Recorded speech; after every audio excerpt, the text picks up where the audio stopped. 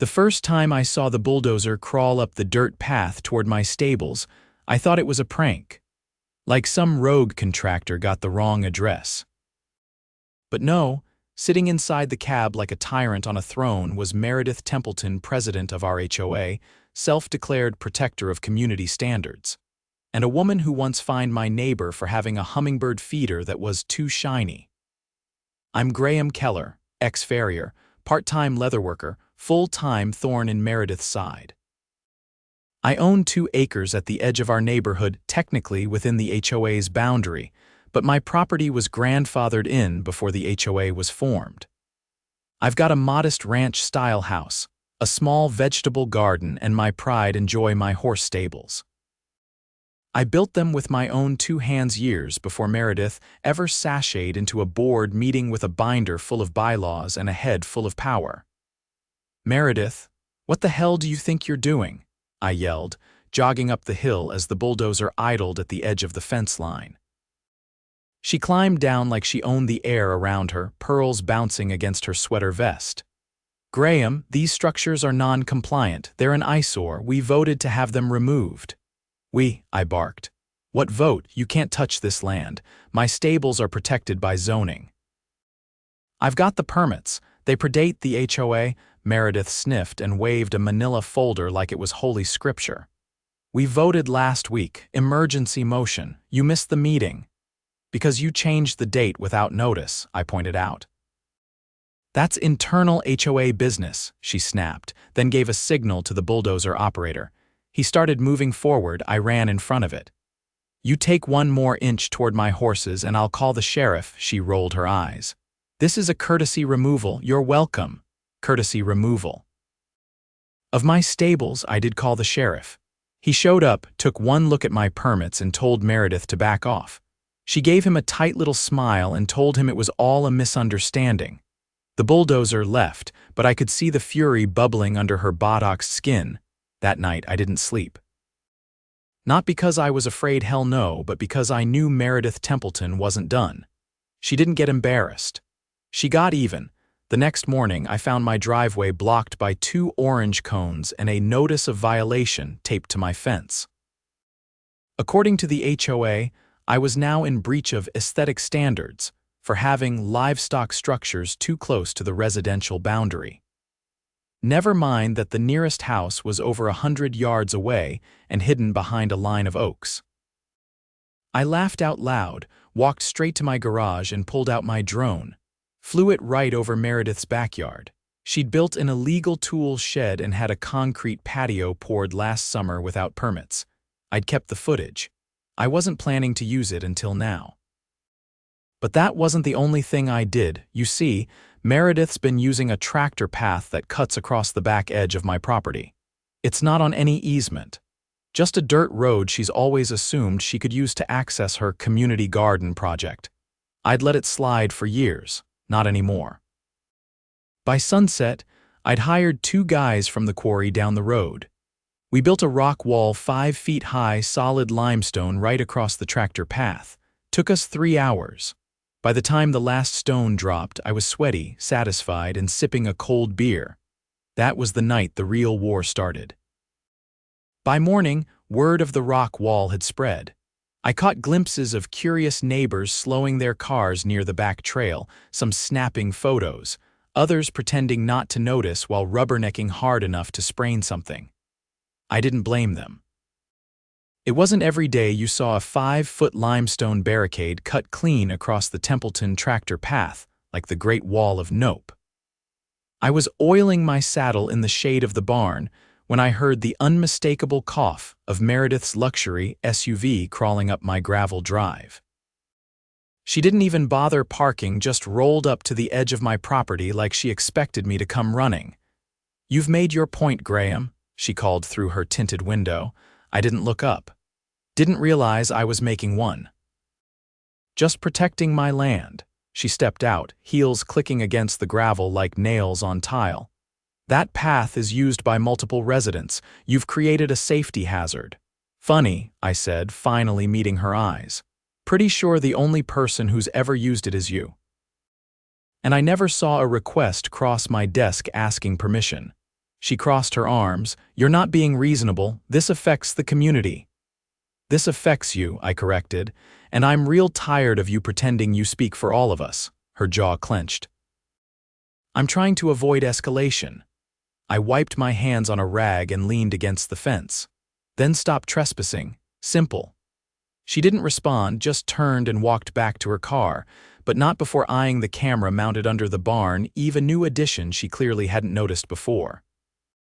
I'd installed a full-motion activated security system 2 nights ago. 4 cameras, infrared cloud storage. She knew better than to test it. That afternoon, I drove into town and dropped by the county clerk's office. I wanted to make sure every permit, every zoning exemption, every grandfather clause tied to my land was digitized and certified. Not because I was afraid of Meredith's threats, but because I knew how far she'd go when the rules didn't suit her. The clerk, a woman named Rhonda who'd worked there since the Reagan administration, raised an eyebrow when I explained the situation. "She trying to push you out?" she asked without looking up from her terminal. "Feels more like she's trying to steamroll me." "Literally?" Rhonda chuckled, then tapped a few keys. "Let her try. You've got deeper roots in this county than that HOA has in its bylaws. I'll get you certified copies of everything, no charge." I thanked her and left with a stack of documents thicker than a phone book. That night, just after dusk, I spotted movement near the wall. I was sitting on my porch, nursing a mug of coffee when a pair of flashlights bobbed behind the trees. 2 figures in dark clothing, one of them short and wiry, the other tall and broad-shouldered, were examining the wall. They weren't carrying tools, but they were snapping photos and muttering. I didn't confront them. I just made sure the security system logged every second. The next morning, I sent the footage to a friend of mine, Detective Ray Salazar, retired, now working security consulting. He lived 2 towns over, but we'd gone to high school together and still swapped favors. He called me back before noon. "You've got bigger problems than you think," Ray said. "One of those guys, that's Paul Renner. Used to be a city contractor, got his license suspended after that embezzlement scandal last year." "Why's he snooping around my wall?" "No clue," Ray said. "But if he's working with Templeton, she's playing a dirty game." That afternoon, I received a certified letter from the HOA. It was wrapped in legalese, but the gist was this. I was being fined $5,000 for unauthorized defacement of communal access, with a threat of legal action if I didn't remove the wall within 7 days. I laughed so hard, I nearly dropped the letter into the fire pit. But I didn't laugh for long. The next day, the county inspector came knocking. "Got a complaint you're erecting structures without proper grading permits," he said, glancing toward the wall. I showed him the boundary survey, the permits I'd gotten when I first built my driveway, and the zoning maps. He sighed. "I figured this was a setup," he said. "I'll close the complaint, but you might want to watch your back. This isn't the first time your HOA's tried to twist our arm." I paused. "What do you mean?" he hesitated. "Off the record, we've had 3 other homeowners in this neighborhood report similar issues. All of them had conflicts with the board. One even had their utilities mysteriously disconnected for a weekend. Back at home, I called a meeting. Not with the HOA, no, I wanted the real community. I printed flyers, handed them out door to door, and invited folks to my pasture for a bonfire and barbecue. No agenda, no speeches. Just beer, brisket, and a chance to talk. By sundown, over 30 neighbors had shown up. Some I hadn't spoken to in years. Others were new families, tired of the HOA's nonsense but afraid to speak up. I waited until everyone had a plate in hand before I stepped up onto a hay bale. "I'm not here to run for anything," I said. "I'm not trying to start a coup. But I am done watching Meredith abuse her position. And I know some of you are too." A murmur of agreement rippled through the crowd. "She's trying to fine me for building a wall on my own land. She tried to bulldoze my stables without legal authority. She's filing false complaints and working with people who have been investigated for fraud. And I've got the footage to prove all of it." I paused, letting that sink in. Now, I'm not one for drama, but I've spoken to a lawyer. And if enough of us are willing to sign a petition, we can force a full audit of the HOA's financials. We can demand a recall vote. And if we find proof of misconduct, and I'm betting we can take this all the way to the state attorney. The crowd was quiet at first, then someone clapped. Then another. And then the whole pasture erupted in cheers. The next morning, I met with a real estate attorney named Julissa Pina. She specialized in HOA disputes and had built her reputation dismantling corrupt boards. I showed her the documents, the video, the letter, and the complaint logs. By the time I finished, she was already drafting a formal complaint to the State Homeowners Association Regulatory Board. "This is textbook overreach," she said. "And if that guy in your footage is who you say he is, you've got grounds for a criminal investigation." "Think we can get her removed?" I asked. Julissa grinned. "Graham, we're not just going to remove her. We're going to make her wish she'd never even looked at a bulldozer." By the end of the week, we had 42 signatures on the petition. Julissa filed for a court injunction to prevent any further action from the HOA until the investigation concluded. And just like that, Meredith's power was frozen, but it didn't stop her from trying one more stunt.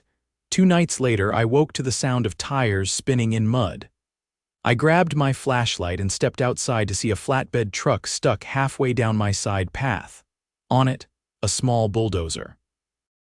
The driver jumped out as soon as he saw me. "She told me it was emergency landscaping," he stammered. "Said it was her land." "Call your dispatcher," I said. "Tell them they've been lied to.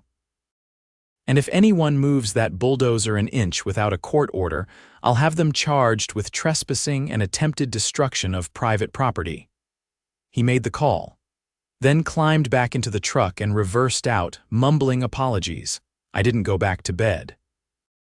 I sat on the porch until the sun rose, a thermos of coffee in one hand and my phone in the other, watching the footage upload to the cloud. By morning, it was already in Julissa's inbox. And that was the last time Meredith Templeton tried to intimidate anyone with a machine. Julissa had warned me about what came next. "When someone like Meredith gets desperate," she said while scanning the footage of the flatbed truck, "they either go quiet or go nuclear. Judging by the size of her ego and her recent behavior, I'm betting on the latter." She wasn't wrong. 3 days passed with no word from the HOA. No notices, no fines, not even one of their usual passive-aggressive flyers about community pride. It would have almost felt peaceful, except I knew better. Meredith Templeton didn't give up. She regrouped. I found out what she'd been doing when I got a call from a man named Craig Delano, an investigator with the County Office of Inspector General. He said my name had come up during a property fraud inquiry involving the HOA's recent land assessments. "Assessment?" I asked, gripping the phone tighter. "What kind of assessment?" "Apparently your property was submitted for reclassification as a community utility zone," he explained, "which, if approved, would allow the HOA to claim partial jurisdiction over your land under emergency development ordinances." I nearly dropped the phone. "That's not even legal." "It is, under very specific circumstances," Craig said, "but only if it's proven that the landowner has abandoned the area or is actively in violation of critical safety codes, which, according to the paperwork submitted, you are." He offered to meet in person. I invited him out that afternoon. Craig showed up in a tan county sedan, clipboard in hand and a camera slung over one shoulder. He was the sort of man who looked permanently unimpressed, with a deep voice and a dry tone that didn't waste time. As we walked the fence line, he pointed out the claims Meredith had made. That my stables had become structurally unstable, that I'd left flammable materials exposed, that there was evidence of illegal dumping behind the barn. I opened the barn doors and showed him the reinforced beams, fireproof storage cabinets, and my meticulously clean tack room. Then I took him around back and showed him the compost bins, clearly labeled and regularly turned. "You've got records for all this?" he asked.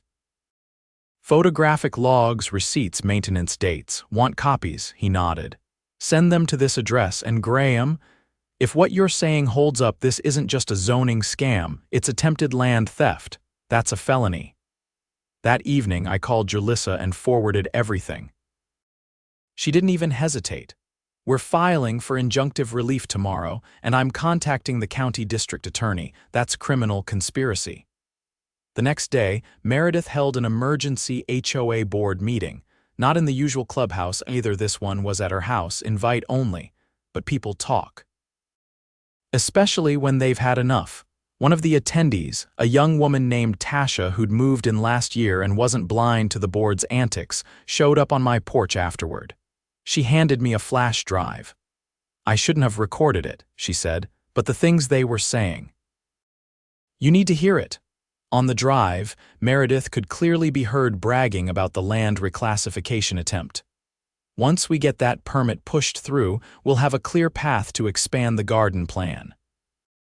Graham's on borrowed time. Another voice, one I later learned belonged to her vice president, Alan, laughed and said, "Just make sure the county guy doesn't actually show up. If he does, we'll have to play dumb." I sent the audio to Julissa.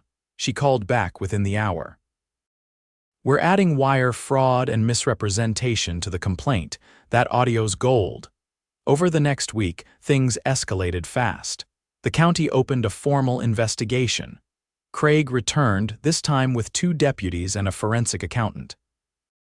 They pulled financials, interviewed neighbors, and issued a subpoena for the HOA's records.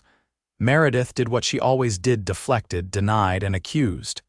But it wasn't working anymore. The community had turned. People were talking, not just in whispers, but openly. I saw it happen in real time at the next public board meeting. It was held in the rec center, and for the first time in months, the place was packed. Meredith sat at the head of the table, flanked by Alan and 3 other board members. Her usual poise was cracking. She kept fidgeting with a pen, eyes darting toward the back where Julissa stood calmly with a folder under one arm. I stepped up during the open forum. "I'd like to read a statement," I said, unfolding a single sheet of paper. It wasn't long.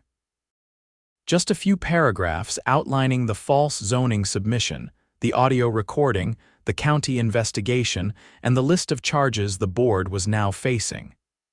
I ended with a request.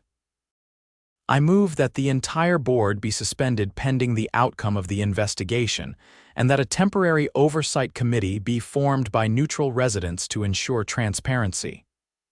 There was a pause, then someone seconded the motion, then a third, then a show of hands. Over 3/4 of the room raised theirs. Meredith stood. "This is a farce. You don't have the authority." Julissa stepped forward. "Actually, under Civil Code Section 2161 you do. It's called a community override provision. You might have skimmed past it when you rewrote the bylaws last spring." The board was suspended that night. 2 days later, a search warrant was executed on the HOA's office. Deputies carried out boxes of documents, hard drives, and a safe that had been hidden behind a false panel. Inside were receipts for unauthorized wire transfers totaling over $50,000. Most had been routed through a land improvement fund that never actually existed. Meredith was arrested the following week. So was Alan. Both were charged with conspiracy to commit fraud, falsifying government documents, and misuse of community funds. More charges were pending. I didn't celebrate. Not yet. There was still cleanup to do. But I did take a quiet ride through the lower pasture, the autumn breeze tugging at my jacket, the horses calm for the first time in weeks. The rock wall, untouched, stood like a line in the sand that no one crossed again, and the stables, still standing, still strong. Just like they always had been, the morning after Meredith's arrest, the neighborhood felt different. People walked their dogs a little slower past my pasture. Some waved without the usual hesitation, others stopped to talk, to ask questions, to unload stories they'd been holding back for months. Her grip on the community had snapped, and the silence she'd ruled through was unraveling. By noon, I had a visitor. He wasn't a neighbor. He wasn't HOA. He wore a navy suit, brown leather shoes that had seen better days, and a badge clipped to his belt. Name was Victor Malone. Assistant District Attorney for the county. Mind if I sit? He asked. I nodded toward the bench under the oak tree. We sat and he pulled out a notepad. I've been reviewing the case files, he said. What your attorney sent us goes deeper than we expected. The land reclassification plot. That's the tip of something bigger. I didn't say anything. I let him talk. There's evidence that Meredith and her board created a shadow budget, separate from the official HOA financials. Funds were siphoned off over the last 18 months. Some were funneled through false vendors. Landscaping companies that don't exist.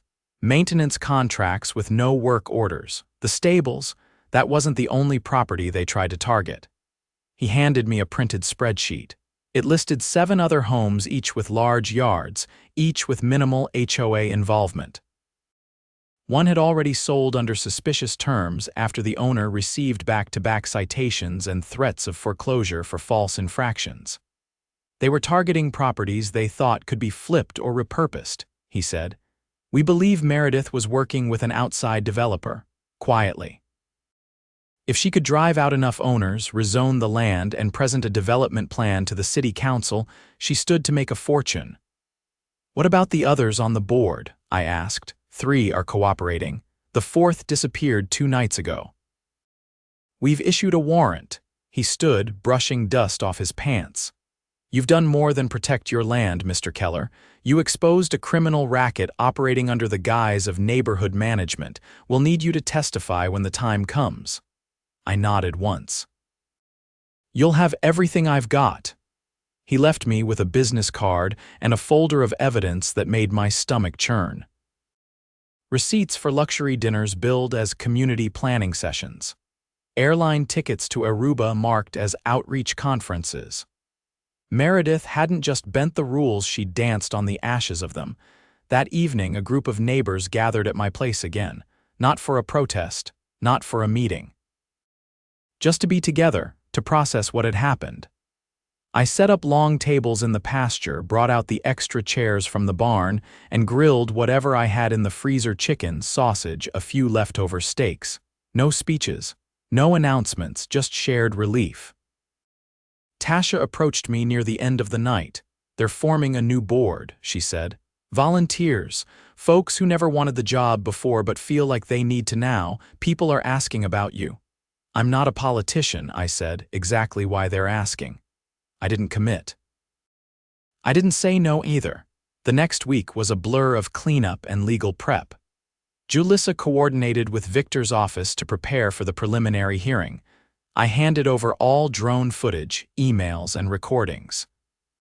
She also uncovered something new. Meredith had been pressuring the local title office to sign off on a forged utility easement across my back field. She'd even sent a falsified survey with my signature poorly copied onto the bottom. That was enough to add forgery to the charges. When the hearing date came, the courthouse was packed. Not just reporters, but residents, some from our neighborhood, others from nearby communities who'd wrestled with their own HOA nightmares. Meredith sat at the defense table, pale, hair pulled back tighter than usual, no pearls. Her lawyer tried to argue that she was acting in the community's interest. The prosecutor played the audio file of her saying, "Graham's on borrowed time." That shut him up. I testified for 30 minutes. Calm, clear, just the facts. The judge ruled there was sufficient evidence to proceed to trial. Bail was denied due to flight risk. Outside the courthouse, Victor met me on the steps. "Nice work today. There's something else I think you should know. That developer she was working with, we flipped him." "He's talking." I raised an eyebrow. "He's provided contracts unsigned but damning. They included projections of how much profit they could make by replacing your land and 3 others with high-end condos. Your stables?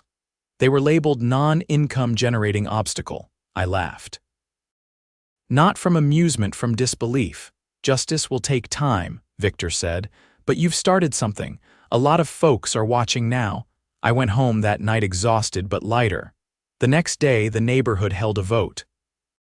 Not just for a new HOA board, but for something bigger, a proposal to dissolve the HOA entirely. The motion passed. The bylaws allowed for dissolution with a 2/3 majority. After everything, the vote was nearly unanimous. The HOA was officially disbanded by the end of the month. All remaining funds were transferred into a community trust for shared maintenance of the park and walking trails. No more fines. No more secret meetings. No more Meredith. Julissa helped oversee the legal transition. She even stayed on to help the new community trust draft guidelines voluntary, transparent, and enforced by consensus, not control. I rebuilt the section of fence Meredith had tried to claim as communal. This time I added a small wooden sign carved by hand, not a warning, not a threat. It just read, "Private land, respected by neighbors." In the months that followed, things settled. The wall stayed up not as a barricade, but as a reminder. No one asked me to take it down. No one used the path again. The garden Meredith had pushed so hard to expand quietly returned to its original 2 plots, now managed by a retired teacher and a group of middle schoolers doing a science project on native plants.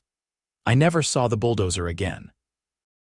They auctioned it off with the rest of Meredith's assets after her conviction. 2 years, suspended sentence, plus restitution and community service. She was banned from holding any leadership position in a residential association for life. The last time I heard her name was 6 months later when someone mentioned she'd moved to a condo on the far side of the county. No land, no board, just 4 walls and a view of a parking lot. As for me, I never joined the new board, but I did start something else. A local group, informal, no titles. Just folks from different neighborhoods who'd been through similar battles. We meet once a month, swap stories, share legal resources, and help others stand their ground. We call it the Fence Line Network. Because sometimes, the best defense isn't just a rock wall. It's a community that knows how to build one and when to tear it down.